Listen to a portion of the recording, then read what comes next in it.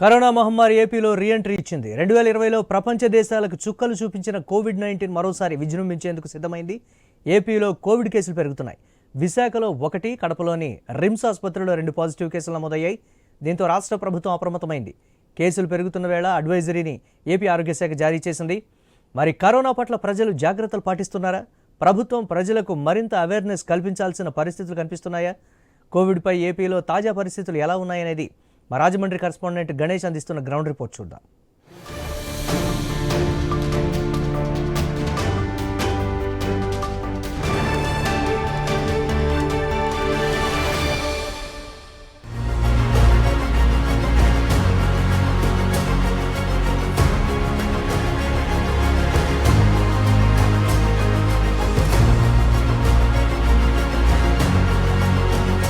ప్రపంచాన్నే వణికించినటువంటి కరోనా మరొకసారి విజృంభించేందుకు ప్రయత్నం చేస్తుందా?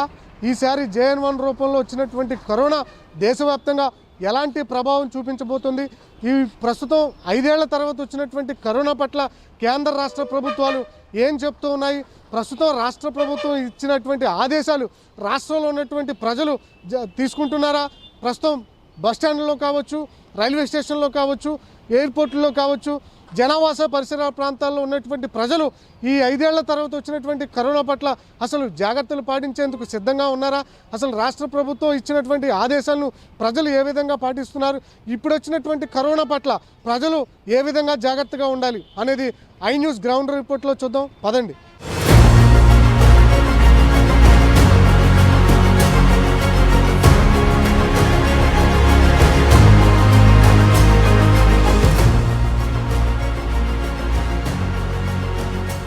కోవిడ్-19 పట్ల మరొకసారి జాగ్రత్తలు పాటించాల్సినటువంటి పరిస్థితులు ఆంధ్రప్రదేశ్ వ్యాప్తంగా కనిపిస్తున్నాయి. దేశవ్యాప్తంగా కరోనా కేసుల సంఖ్య పెరుగుతూ ఉండడం, దాంతోనూ ఆంధ్రప్రదేశ్లోకి విశాఖపట్నంలో మరొకసారి కోవిడ్ కేసు నమోదు కావడంతో రాష్ట్రంలో ఉన్నటువంటి ప్రజలు అప్రమత్తం కావాల్సినటువంటి పరిస్థితులు ఏర్పడడం జరిగింది.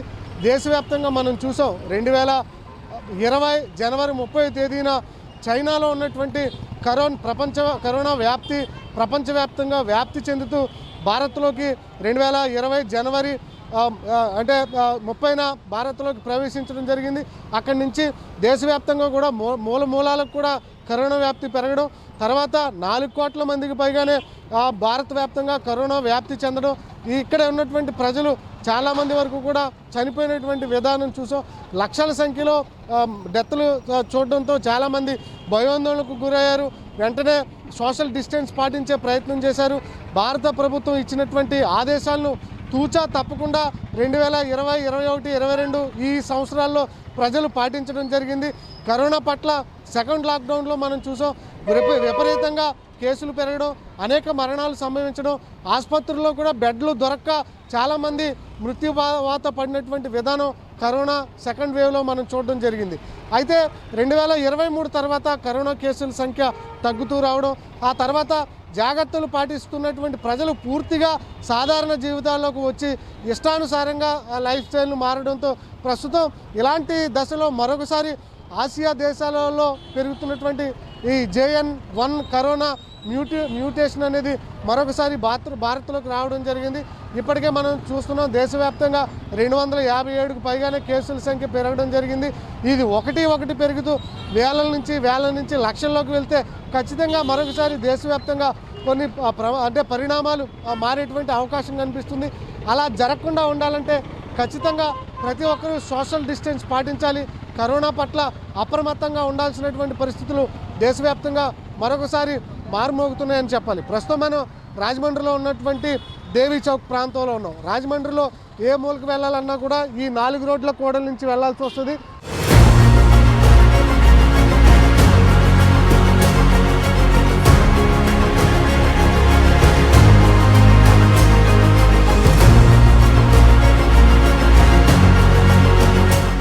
మనం చూడొచ్చు, ఇక్కడ జనసాంద్రత అనేది కనిపిస్తుంది కదా. మనం చూస్తే మీరు చూడండి, ఎవరైనా కనీసం ఒక మాస్క్ అయినా ధరించి కనిపిస్తున్నారా? ఇప్పటికే రాష్ట్ర ప్రభుత్వం ఒక నోటీస్ను విడుదల చేయడం జరిగింది. ప్రతి ఒక్కరూ కూడా కోవిడ్ పట్ల అప్రమత్తత పాటించాలి, శానిటైజర్లు, సోషల్ డిస్టెన్స్ పాటించాలి, అదేవిధంగా మాస్కులు ధరించాలి అని చెప్పి చెప్తున్నారు. కానీ మనం చూస్తున్నాం కదా, ఏ ఒక్కరిని చూసినా కనీసం బాధ్యతాయుతంగా ఉన్నారని మనం అనుకోవచ్చా? మనం చూడొచ్చు, ఎక్కడ ఏ షాపులో గుమ్మిగూడినా కూడా ఎవరు కూడా మాస్క్ ధరించకుండా ఉన్నటువంటి సిచ్యువేషన్ కనిపిస్తుంది. కరోనా నియంత్రించాలంటే ఖచ్చితంగా సోషల్ డిస్టెన్స్ పాటించడంతో పాటు మాస్క్ ధరిస్తే మాత్రమే ఒక వ్యక్తి నుంచి ఒక వ్యక్తికి కరోనా రాకుండా అనేది ఒక కట్టడి జరిగేటువంటి అవకాశం కనిపిస్తుంది. కానీ ఇక్కడ విచ్చలవిడిగా తిరుగుతున్నారు, ఎవరు కూడా మాస్క్ ధరించినటువంటి పరిస్థితి కనిపిస్తుంది. ఇలాంటి సందర్భంలో ఖచ్చితంగా కోవిడ్ వ్యాప్తి అనేది పెరిగేటువంటి అవకాశాలు కనిపిస్తున్నాయి. ఒక వ్యక్తి కోవిడ్ వచ్చిన తర్వాత ఒకవేళ దగ్గినా తుమ్మినా అది గాలిలో కనీసం 4 గంటల పాటు అది జీవించి ఉండేటువంటి అవకాశం కనిపిస్తుంది. అలా గాలిలో ఉన్నటువంటి ఏదైతే కరోనా కోవిడ్ ఉందో ఆ కోవిడ్ అంటే గాలి ద్వారా శ్వాస తీసుకోవడం ద్వారా లోపలికి వెళ్ళి మరొకసారి కరోనా ఒక వ్యక్తి నుంచి ఒక వ్యక్తికి వెళ్ళే అవకాశం ఉంటుంది. కాబట్టి మాస్క్ ధరిస్తే దాన్ని నియంత్రించేటువంటి అవకాశం ఉంటుంది. దానివల్ల చాలామంది భద్రతంగా ఆరోగ్యపరంగా కూడా భద్రతగా ఉండేటువంటి అవకాశం కనిపిస్తుంది. ఇలా విచ్చలవిడిగా మాస్క్ ధరించకుండా తిరిగితే మాత్రం ఖచ్చితంగా కరోనా బారిన పడి ఒకవేళ కరోనా వచ్చిన తర్వాత వారిలో ఏదైతే రోగనిరోధక శక్తి లేకపోతే ఖచ్చితంగా వాళ్ళు ప్రాణాల స్థితిలోకి వెళ్ళేటువంటి అవకాశం కనిపిస్తుంది. అయితే JN1 అంతగా ప్రభావం చూపించేటువంటి అవకాశం లేదని చెప్పి WHO చెప్తుండడం కొంత ఉపశమనం కలిగించేటువంటి అంశమే. అయినప్పటికీ కూడా ఏదైతే రోగనిరోధక శక్తి లేకపోతే మాత్రం ఖచ్చితంగా ఈ కరోనా అనేది మనిషిని లొంగ తీసుకుని ఖచ్చితంగా ప్రాణ పోయేటువంటి పరిస్థితులకు తీసుకెళ్తుంది. కాబట్టి ప్రతి ఒక్కరూ కూడా సోషల్ డిస్టెన్స్ పాటించాల్సినటువంటి పరిస్థితులు రాష్ట్రంలో కనిపిస్తున్నాయి. ఇప్పటికే విశాఖలో తొలి కేసు నమోదు కావడంతో కొంత ఆందోళన కనిపిస్తుంది. ఇప్పటికే ఆ కేసు నమోదైనటువంటి మహిళ పట్ల ఎక్కడెక్కడికి వెళ్ళింది, ఎవరెవరిని కాంటాక్ట్ అయింది, అలా బంధువులకి ర్యాండమ్ టెస్టులు చేస్తున్నారు. ఎవరైతే విదేశాల నుంచి వస్తున్నటువంటి వ్యక్తులు ఉన్నారో వారికి కూడా ఇటు ర్యాండమ్ టెస్టులు చేస్తున్నటువంటి పరిస్థితి కనిపిస్తుంది. మన రాష్ట్రంలో కూడా విశాఖపట్నం ఎయిర్పోర్ట్తో పాటు గన్నవరం ఎయిర్పోర్టు, రాజమండ్రి ఎయిర్పోర్టు, ఇలా కొన్ని ప్రాంతాల్లో ఉన్నటువంటి ఎయిర్పోర్టుల్లో వస్తున్నటువంటి వ్యక్తులకు కూడా ర్యాండమ్ టెస్టులు చేయాల్సినటువంటి పరిస్థితులు కనిపిస్తున్నాయి. ముఖ్యంగా రైల్వే స్టేషన్లు, బస్ స్టేషన్లు, అదేవిధంగా ఎక్కడైతే ప్రేయర్ హౌస్ ఇలాంటివి ఉంటాయో ఆ సమూహాల పట్ల ప్రజలు పాల్గొనకపోతేనే మంచిది. అత్యవసర పరిస్థితుల్లో తప్పితే జనావాసాల్లోకి వెళ్ళకూడదన్న జాగ్రత్తలు అయితే రాష్ట్ర ప్రభుత్వం తీసుకోవాలని చెప్పి ఆరోగ్య శాఖ ద్వారా చెప్తోంది. ప్రస్తుతానికైతే దేశవ్యాప్తంగా కూడా కరోనా కేసుల సంఖ్య పెరుగుతోంది. మహారాష్ట్ర, కేరళ, హర్యానా, ముంబై, పూణే, ఢిల్లీతో పాటు ఆంధ్రప్రదేశ్లో కూడా మొదటి కేసు నమోదవడం పట్ల కొంత ఆందోళన చెందాల్సినటువంటి పరిస్థితి కనిపిస్తుంది. బాధ్యతాయుతంగా లాక్డౌన్ వంటి పరిస్థితులు రాకుండా ఉండాలంటే ప్రతి ఒక్కరూ సోషల్ డిస్టెన్స్ పాటించాలి. కరోనా పట్ల గతంలో ఎలా జాగ్రత్తలు పాటించామో ఇప్పుడు కూడా మాస్క్ వాడాలి, శానిటైజర్లు ఉపయోగించాలి. ఏదైనా లక్షణాలు ఉన్నట్లయితే జ్వరం కానీ, దగ్గు కానీ, ఇన్ఫెక్షన్ లాంటివి సంభవిస్తే ఇంట్లోనే ఎవరికి వారుగా స్థానిక డాక్టర్ల సలహాలతో జాగ్రత్తలు పాటించాలనేది వైద్యులు చెప్తున్నటువంటి సిచ్యువేషన్ కనిపిస్తుంది. మొత్తంగా అయితే ఈ కరోనా వ్యాప్తి 5 సంవత్సరాల తర్వాత మరొకసారి భారత్లోకి రావడం, అందులోనూ ఆంధ్రప్రదేశ్లోకి రావడంతో రాష్ట్రంలో ఉన్నటువంటి ప్రజలు కరోనా పట్ల అప్రమత్తంగా ఉండాల్సినటువంటి పరిస్థితులు ప్రస్తుతం రాష్ట్రంలో కనిపిస్తున్నాయి.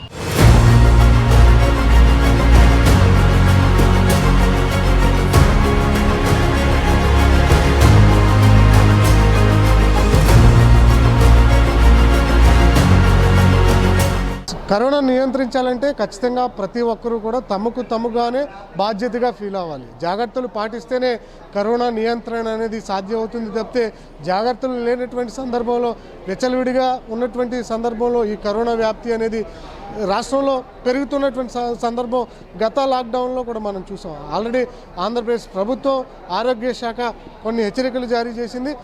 బహిరంగ ప్రదేశాల్లో గుమ్మిగూడుతున్నటువంటి జనావాసాల్లో ఉండకూడదు, ఒకవేళ ఉన్నా కూడా ఖచ్చితంగా మాస్క్ ధరించాలని చెప్పి ఆదేశాలు అయితే ఇవ్వడం జరిగింది. ఇదే క్రమంలో రాష్ట్రంలో ఉన్నటువంటి బస్టాండ్లు, రైల్వే స్టేషన్లు, ఎయిర్పోర్ట్లు, ఇలాంటి ఇంకా ప్రార్థనా స్థలాలు, ఇలాంటి ప్రదేశాల్లో జాగ్రత్తలు పాటించాలని చెప్పి ఆదేశాలు ఇచ్చిందో అది ఎంతవరకు ప్రజలు పాటిస్తున్నారు అని చూసే ప్రయత్నం చేద్దాం. ప్రస్తుతం మనం రాజమండ్రి బస్టాండ్లో ఉండడం జరిగింది. రాష్ట్రంలో ఉన్నటువంటి ప్రముఖ బస్టాండ్లు అటు విజయవాడ కావచ్చు, విశాఖపట్నం కావచ్చు, కడప, తిరుపతి తర్వాత అత్యంత రద్దీగా ఉండేటువంటి బస్టాండ్ ఏదైతే ఉందంటే రాజమండ్రి బస్టాండ్. ఇక్కడ అంటే హైదరాబాద్ నుంచి విశాఖపట్నం, అదేవిధంగా శ్రీకాకుళం, శ్రీకాకుళం, విజయనగరం ఇటు రాజమండ్రి రావాలంటే ఖచ్చితంగా చాలామంది వేలాదిగా వస్తుంటారు ప్రజలు. ఇదే క్రమంలో మనం చూస్తున్నాం కదా, బస్టాండ్లో ఉన్నటువంటి ప్రజలు ఎవరు బాధ్యతగా ఉన్నారో మనం చూడొచ్చు. ఎవరో ఒకరు ఇద్దరు తప్పితే మిగిలిన వాళ్ళంతా కూడా కనీసం మాస్క్ ధరించినటువంటి సందర్భం కనిపిస్తుంది.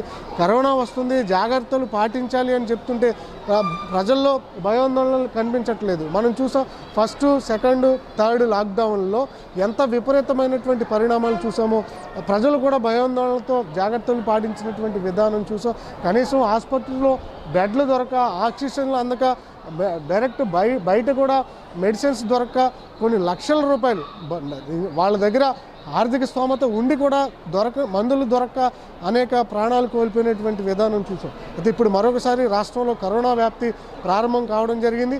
ఇప్పటికే విశాఖపట్నంలో ఒక కేసు, కడప రిమ్స్లో కూడా 2 కేసులు కరోనా కేసులు నమోదు అవడం జరిగింది.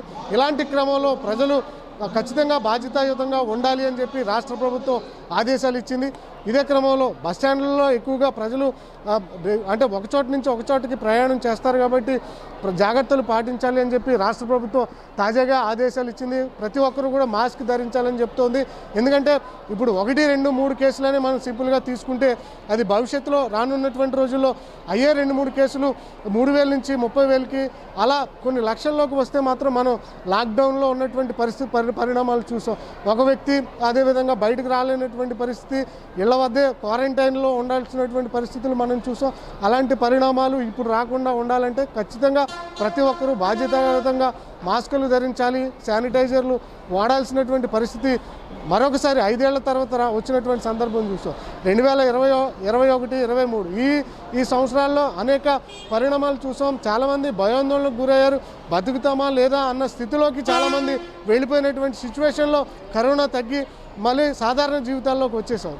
తర్వాత జాగ్రత్తలు అనేవి కూడా ఎవరు కూడా పాటించట్లేదు, మాస్కులు కూడా ఎవరు ధరించట్లేదు. విచ్చలవిడిగా తిరుగుతున్నటువంటి సందర్భంలో మరొకసారి ఆసియా దేశాల్లో ఈ కరోనా వ్యాప్తి అనేది ప్రబలడం, భారత్లోకి ఎంట్రీ ఇవ్వడం, ఇప్పటికే వందలాది కేసులు దేశవ్యాప్తంగా వ్యాప్తి చెందడం పట్ల కొంత ఆందోళన కలిగిస్తుంది. అందువల్ల రాష్ట్ర ప్రభుత్వం ముందుగానే అలర్ట్ అవ్వడం జరిగింది. ముఖ్యంగా ప్రజలు ఎక్కడైతే ఎక్కువగా ఉంటారో ఆయా ప్రదేశాల్లో కొన్ని ఆంక్షలు విధించే దిశగా అడుగులు వేస్తుంది. ఇప్పటికే కొన్ని హెచ్చరికలు జారీ చేసింది. జనావాస ప్రాంతాల్లో ఖచ్చితంగా ప్రజలు మాస్క్ ధరించాలి అని చెప్తుంది. కానీ ఆ పరిణామాలు ఇవాళ నుంచే మొదలవుతున్నాయి. మనం ముందుగానే ఆదేశాలు ఇచ్చిన తప్పితే ప్రజల్లోకి అది విచ్చలవిడిగా ఎక్కడా కూడా కనిపించట్లేదు. విచ్చలవిడిగా తిరుగుతున్నటువంటి సందర్భం కనిపిస్తుంది. కేవలం ప్రభుత్వం ఆదేశాలు ఇచ్చింది, కానీ ఆదేశాలను ప్రజలు పాటిస్తున్నారా అంటే ఎక్కడా కూడా కనిపించట్లేదు. ఎక్కడికక్కడ అంటే అలర్ట్ బోర్డులు పెట్టాలి, బ్యానర్లు, ఫ్లెక్స్ల్లో కూడా హెచ్చరిక బోర్డులు జారీ చేయాలి. ఇక్కడ ఉన్నటువంటి అధికార యంత్రాంగం కూడా జాగ్రత్తలు పాటించాలి. కేవలం ప్రజల్లోనే కాదు, ఇక్కడ ఉన్నటువంటి ఆర్టీసీ అధికారులు కూడా ఎక్కడ మాస్కులు ధరించినటువంటి సందర్భం కనిపించట్లేదు.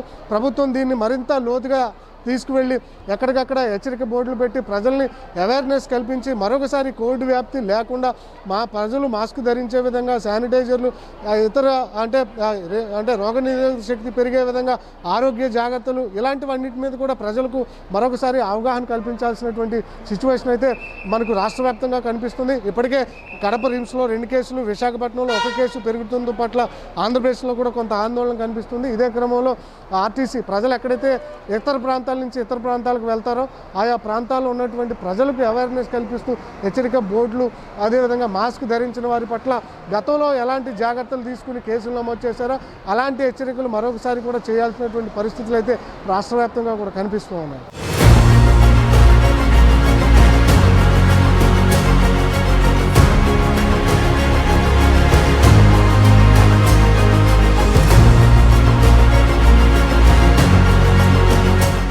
ఫస్ట్, సెకండ్ లాక్డౌన్లో కరోనా యొక్క ప్రభావం చాలా విపరీతంగా కనిపించింది. ఎక్కువ డెత్లు అనేవి కనిపించాయి.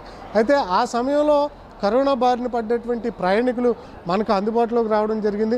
రాజమండ్రి బస్టాండ్లో ఇక్కడ మాస్క్ ధరించలేనటువంటి వ్యక్తులను కవర్ చేస్తున్నటువంటి క్రమంలో గతంలో కరోనా బారిన పడి తన ఎక్స్పీరియన్స్ షేర్ చేసుకోవడానికి ముందుకు వచ్చినటువంటి ప్రయాణికులు మనతో ఉన్నారు. అసలు వారు ఆ టైంలో ఎట్లా కరోనా అని గుర్తించారు, ఎట్లా ట్రీట్మెంట్ తీసుకున్నారు, జాగ్రత్తలు పాటించారు, మరి ఇప్పుడు కూడా కరోనా వ్యాప్తి స్టార్ట్ అవుతున్నటువంటి క్రమంలో ఏం చెప్తారు కరోనా పట్ల అనేది తెలుసుకునే ప్రయత్నం చేద్దాం. మీరు గతంలో కరోనా వచ్చిందని చెప్తున్నారు. ఆ టైంలో మీరు అసలు కరోనా వచ్చిందని ఎట్లా గుర్తించారు, ఎట్లా ఉంది? గతంలో ఫస్ట్ వేవ్ కరోనా వచ్చినప్పుడు మా ఫ్రెండ్స్ అందరూ కూడా సెల్ఫ్గా ఉండాలని అనుకున్న టైంలో మా మూవీ ఆర్టిస్ట్ అసోసియేషన్ తరపు నుంచి కొంతమంది పేదలకి వాళ్ళకి ఇవన్నీ ఇవ్వాలనే ఉద్దేశంతో కొంతమందికి అందరికీ కూడా డిస్ట్రిబ్యూషన్ చేయడం జరిగింది. సో హైవే మీద నడుచుకుని వెళ్ళే వాళ్ళకి వాటర్ బాటిల్స్, ఫుడ్, ఇలాగ కూరగాయలు అని ఇవ్వడం జరిగింది. సో ఆ వేవ్లో మాకేంటంటే తెలియకపోయినప్పటికీ కూడా మాస్కులు పెట్టుకుని చాలా వరకు అందరికీ కూడా డిస్ట్రిబ్యూషన్ చేసాం. ఆ ఫస్ట్ వేవ్లో అయితే మా దాంట్లో ఉన్న వాళ్ళు ఎవరికి కూడా రాలేదు. సో సర్వీస్ ఓరియంటెడ్లో ఉన్నాం తప్ప మాకు అది వస్తుంది, దానికి సేఫ్టీ తీసుకోవాలనే ఆలోచన అయితే మాకు అప్పుడు లేదు. అయినప్పటికీ కూడా మేము అందరం కూడా ఇచ్చిన వాళ్ళందరం కూడా చాలా హ్యాపీగా, ఎవరికి కూడా ఏ విధంగా ఇబ్బంది లేదు.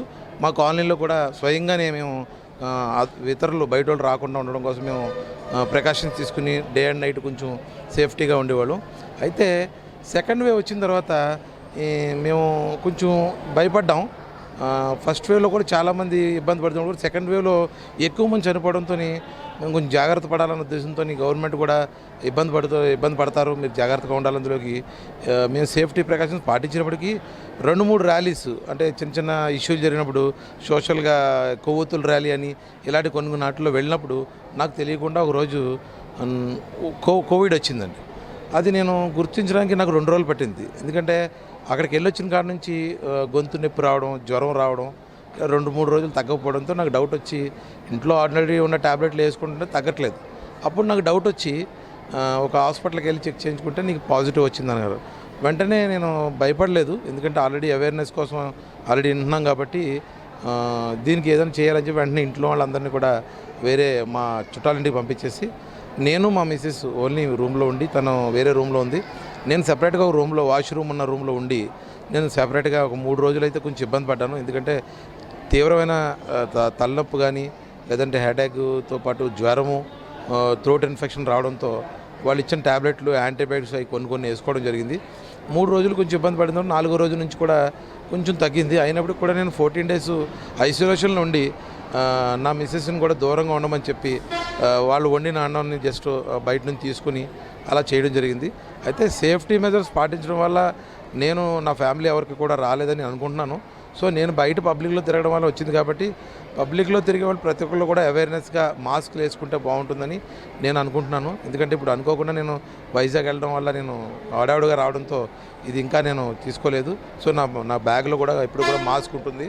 సో పబ్లిక్ అందరూ కూడా కొంచెం ఈ గవర్నమెంట్ గైడ్లైన్స్ పాటిస్తూ మీరు మాస్క్లు వేసుకుని ఈ సోషల్ డిస్టెన్స్ ఏదైతే ఉందో అది చేసుకుంటే మంచిదని తెలియజేస్తున్నాను. Thank you. మీరు 14 రోజులు అప్పట్లో క్వారంటైన్లో ఉన్నారు. అప్పుడు చాలా వరకు లాక్డౌన్ ఉంది. ఆర్థిక పరిస్థితులు కూడా అప్పుడు చాలామంది పనులు లేక ఇబ్బంది పడ్డారు. అట్లా మీరు ఇప్పుడు కరోనా వస్తే అలాంటి పరిణామాల పట్ల ప్రజలు ఎలా ఇబ్బంది పడే అవకాశం? ఖచ్చితంగానండి. ఎందుకంటే ఇప్పుడు లాక్డౌన్ అనుకోకుండా సడన్గా జరిగినప్పుడు సో పబ్లిక్ ఇబ్బంది పడతారు కాబట్టి వాళ్ళందరూ కూడా ముందుగానే ఏదైనా ప్రికాషన్స్ తీసుకుంటే వాళ్ళు ఎవరికి కూడా ఇబ్బంది లేకూడదని ఉండకూడదనే ఉద్దేశంతోనే వాళ్ళు స్వయంగానే కొంచెం దీని మీద అవేర్నెస్ ప్రోగ్రామ్స్ ఫాలో అవుతూ ఈ మాస్క్ పెట్టుకోవడం, లేదా పిల్లల్ని ఎక్కడికి పంపించుకోకుండా ఉండడం, అనవసరమైన విషయాల్లో అనవసర పబ్లిక్లో కూడా వెళ్లకుండా మన సేఫ్టీ ప్రికాషన్స్ తీసుకుంటే దీని నుంచి కొంతవరకు దూరం ఉండొచ్చని, అలాగే ఏదైనా ఎమర్జెన్సీ అయినప్పుడు డాక్టర్లను సజెషన్ తీసుకుని వాళ్ళు వాడే ట్యాబ్లెట్లు కానీ ఇవన్నీ కూడా చూసుకుంటే బాగుంటుందని నా ఉద్దేశం. అంటే మీకు ఏమనిపిస్తుంది? గతంలో కరోనా పట్ల దేశవ్యాప్తంగా ఇబ్బందులు పడ్డారు ప్రజలు, మళ్ళీ ఇప్పుడు కరోనా వస్తుంది, JN1 వచ్చింది, జాగ్రత్తలు పాటించండి అని ప్రభుత్వం చెప్తుంది. మీకేమనిపిస్తుంది? 5 సంవత్సరాల తర్వాత మళ్ళీ దేశంలోకి కానీ ఆంధ్రప్రదేశ్లో కానీ కరోనా ఎంటర్ అవ్వడం ఇది కొంచెం భయంకరంగానే ఉందండి. ఎందుకంటే ఒకవేళ అనుకోకుండా ఏదన్నా లాస్ట్ కరోనా లాగా ఏమన్నా కానీ అవుతే మట్టుకి కొంచెం పబ్లిక్ అయితే ఇబ్బంది పడతారు. ఎందుకంటే అప్పుడు సడన్గా లాక్డౌన్ చేయడంతో చాలామంది ఇబ్బందులు పడ్డారు. అలాగే చిన్న చిన్న డైలీ లేబర్స్ కానీ ఇలాంటి వాళ్ళందరూ కూడా కొంచెం అవేర్నెస్ లేకుండా వాళ్ళని సడన్గా వాళ్ళకి లాక్డౌన్ పెడితే చాలా ఇబ్బంది అవుతుంది. అందుకని వాళ్ళందరూ కూడా కొంచెం గవర్నమెంట్ కూడా దీని మీద కొంచెం ఆలోచించి వాళ్ళకి ముందుగానే విషయం తెలియజేసి కొంచెం అవేర్నెస్ ఇచ్చి మీరు జాగ్రత్తగా ఉండండి, లేదంటే మీరు అనవసరమైన విషయాల్లో వెళ్ళకండి, పబ్లిక్ మీటింగ్స్కి వెళ్ళేటప్పుడు కొంచెం జాగ్రత్తగా ఉండండి అని చెప్పేసి కొంచెం అవేర్నెస్ చేస్తే బాగుంటుందని నా ఉద్దేశం. థ్యాంక్ యూ అండి. మనం చూసాం కదా, గతంలో కరోనా వ్యాప్తి జరుగుతున్నటువంటి సందర్భంలో ఒక కొవ్వొత్తుల ర్యాలీలో పాల్గొన్నటువంటి సందర్భంలో తనకు కరోనా వ్యాప్తి చెందడం జరిగిందని చెప్పి తన అభిప్రాయాన్ని తన ఎక్స్పీరియన్స్ చేసుకుంటున్నారు. 14 రోజుల క్వారంటైన్లో అనేక ఇబ్బందులు ఎదుర్కోవడం, ముఖ్యంగా ఇంట్లోనే జాగ్రత్తలు పాటిస్తూ తన కుటుంబ సభ్యులకు దూరంగా ఉంటూ తనకు వచ్చినటువంటి కరోనాని మరొక వ్యక్తికి వ్యాప్తి చెందకుండా ఇప్పుడు ప్రయాణికుడు జాగ్రత్తలు పడినటువంటి విధానం చూసాం. అయితే వచ్చిన తర్వాత జాగ్రత్తలు పాటించడం కంటే రాకముందే జాగ్రత్తలు పాటించి కరోనా మాస్క్ పెట్టుకోవడం, శానిటైజర్లు వాడడం, ప్రజల్లోకి వెళ్తున్నటువంటి క్రమంలో డిస్టెన్స్ పాటించడం, ఇలాంటి జాగ్రత్తలు పాటిస్తే ఖచ్చితంగా కరోనా అనేది దరి జారకుండా ఉంటుందని చెప్పొచ్చు. మరొకసారి 5 ఏళ్ల తర్వాత కరోనా రావడంతో కొంత ఆందోళన కలిగిస్తున్నటువంటి అంశమైనప్పటికీ కూడా ఆల్రెడీ ప్రజలకు, ప్రభుత్వానికి, హెల్త్ సిబ్బందికి ఎక్స్పీరియన్స్ ఉంది కాబట్టి కరోనా పట్ల JN.1 అనేది గతంలో ఉన్నటువంటి మ్యూటేషన్ కంటే ప్రభావం తక్కువగా ఉంది కాబట్టి కొంత ఆందోళన చెందాల్సినటువంటి పరిస్థితి లేదు. అయినప్పటికీ కూడా జాగ్రత్తలు పాటించాలి, సోషల్ డిస్టెన్స్ పాటించాలి, శానిటైజర్లు, మాస్కులు ధరించాలి అనేది ప్రస్తుతం ప్రభుత్వం అయితే అలర్ట్ చేస్తుంది. ముఖ్యంగా బహిరంగ ప్రదేశాల్లో తిరిగేటప్పుడు మాత్రం ఖచ్చితంగా జాగ్రత్తలు పాటించాల్సినటువంటి పరిస్థితులు ఈ ప్రస్తుతం రాష్ట్రంలో కనిపిస్తున్నాయి.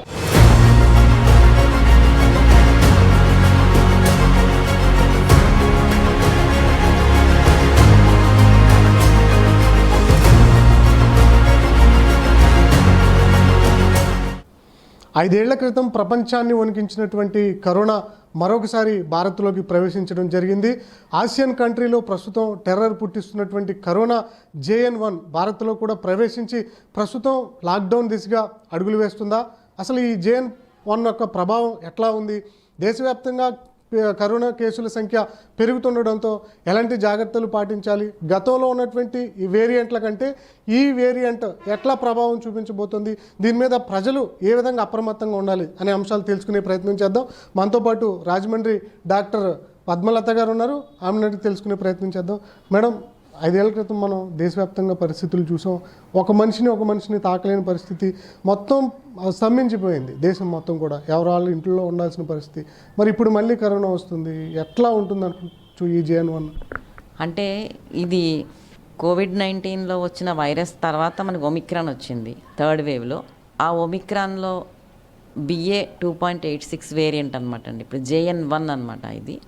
దాని వేరియంట్స్ అంటే ఏంటంటే వాటికి మనం అందరికీ ఫోటో అర్థమై ఉంటుంది. వైరస్కి స్పైక్స్ ముళ్ళుల్లా ఉంటాయి. ఆ ముళ్ళులకి ప్రోటీన్ ఉంటుంది. ఆ ప్రోటీన్ స్ట్రక్చర్ మారితే అది వేరియంట్ అంటాం అనమాట. అంటే దాని యొక్క లక్షణాలు కూడా మారుతాయి. అంటే ఇప్పుడు 2023 నుంచి ఈ JN.1 వైరస్ అనేది ప్రపంచంలో ఇతర దేశాల్లో ఉంది. ఇప్పుడు మన ఇండియాకి వచ్చింది. అంటే ప్రపంచంలో ఎక్కడ కూడా దీనివల్ల ఏ రకమైన అవాంతరాలు జరగలేదు, అంత ప్రాణ నష్టం.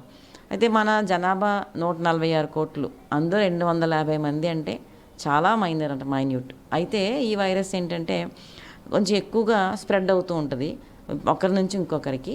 అలాగే ఇమ్యూనిటీ బాగోని వాళ్ళని కూడా అది కొంచెం ఎఫెక్ట్ చేస్తుంది.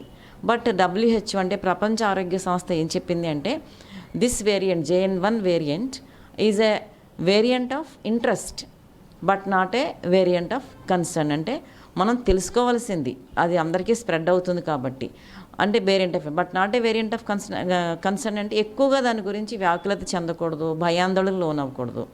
నేను చెప్పినట్టుగా ఎవరైతే ఇప్పుడు 60 సంవత్సరాలు పైబడిన వారు, వృద్ధులు, గర్భిణీ స్త్రీలు, పిల్లలు, స్మోక్ చేసేవారు, ఆల్కహాల్ కానీ మత్తు పదార్థాలు తీసుకునేవారు, లేదా డయాబెటీస్ ఉన్నవారు, HIV లాంటి ఇమ్యూనో సప్రెషన్ ఉన్నవారు, లేదా ఒక అవయవ మార్పిడి జరిగిన తర్వాత ఇమ్యూనో సప్రెసెంట్స్ పెడతారు రిజెక్ట్ అవ్వకుండా, ట్రాన్స్ప్లాంటేషన్ చేసిన అవయవం, అలాంటి వరకు కూడా ఇమ్యూనిటీ తక్కువగా ఉంటుంది. వీరు కొంచెం జాగ్రత్తగా ఉండాలి.